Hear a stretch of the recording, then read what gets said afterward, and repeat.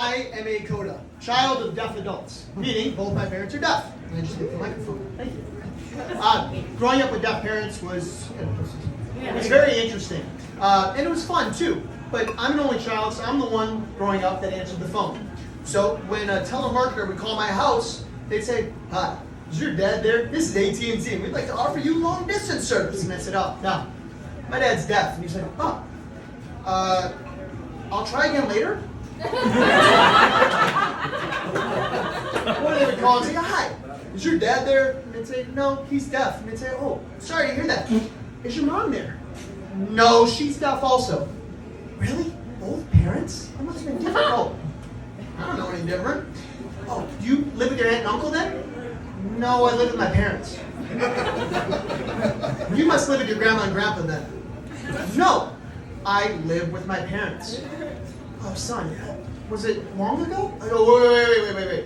My parents aren't dead, they're deaf. "Okay, I'll try again later." And I always loved watching my parents meet people that had never seen a deaf person before. We were on a road trip, and we stopped at a restaurant. We walked in, I told the host, "Hey, there's 3 of us." They came in, they gave us our menus, and they're one of those giant manual type things. So we're putting up in front of our faces, and then all of a sudden the waitress comes over and she says, "Oh, what can I get you to drink?" So I tapped my parents' menu and I said, "Hey, they want to know your drink order." And my parents went, "Oh, okay." And they lowered their menu, and then all of a sudden the waitress became white as a ghost. Just shocked. She said, "I'm so sorry," ripped the menus out of my parents' hands and ran away. And my parents just looked at each other. What just happened? About a minute later, she comes out of the kitchen, so proud, like she just solved cancer with a chicken fried steak. And she says, "I'm so sorry about that. Here are your menus," and hands my parents Braille menus.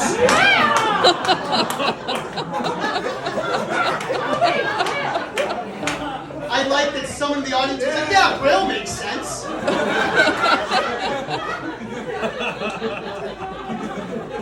So, growing up as a kid with deaf parents, I gotta tell you, I am just like all of you. I tried to sneak one over on my parents any chance I got. I just did it differently than others.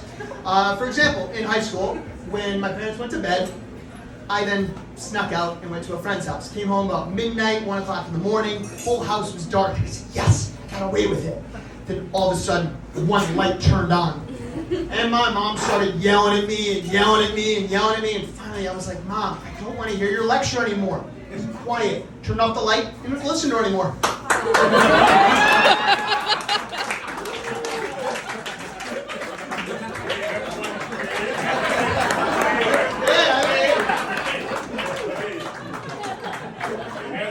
So, when my dad came to pick me up from middle school one day, and he saw the other parents in their cars singing, rocking out, playing air guitar. My dad said, I want to do that too. So he turned up his radio, volume as high as it can go, turned up the bass so we could feel the car just shake. I walk out of school, and I see my dad just going in the car, and I'm like, I put my hood up, I walk as fast as I can to that car, open the door, sit down, slink down, and go, "Drive." And he says, "What's wrong?" I said, "Drive." He said, "Oh, come on, it's normal to be embarrassed by your parents' choice in music. All your hearing friends have the same problem." And I said, "I'm not embarrassed by your choice in music. I'm embarrassed because you were just headbanging to the 10-day weather report."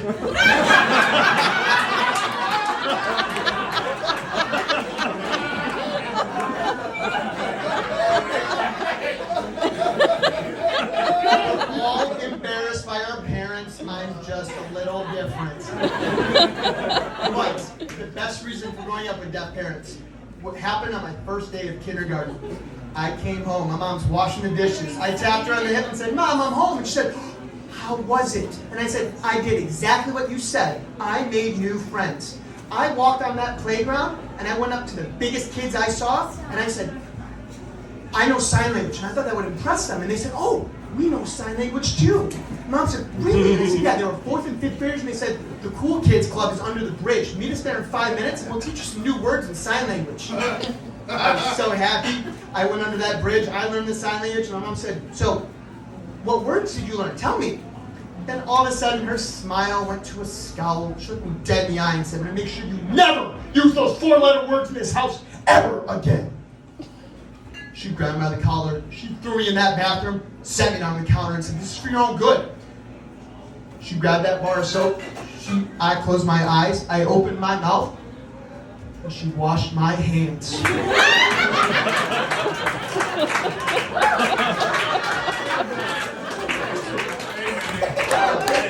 I'll let that one sink in and give you a little bit of an effect. I'm Brad Klein. That's my set. It's been wonderful. Love you all.